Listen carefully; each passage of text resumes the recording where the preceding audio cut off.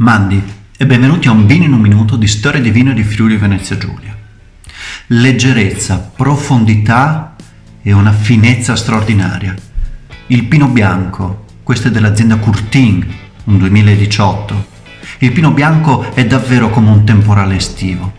È capace di rinfrescare e di ridonare gioia dopo un momento di incertezza. È un vino che va trovato, un vino che si nasconde, come la filosofia nel libro Benvenuti in tempi interessanti di Slavoj Zizek, oppure con quell'atmosfera rarefatta di Ancora tu di Lucio Battisti, oppure ancora in un film con quella leggerezza un po' malinconica e sempre comunque attuale di Notting Hill.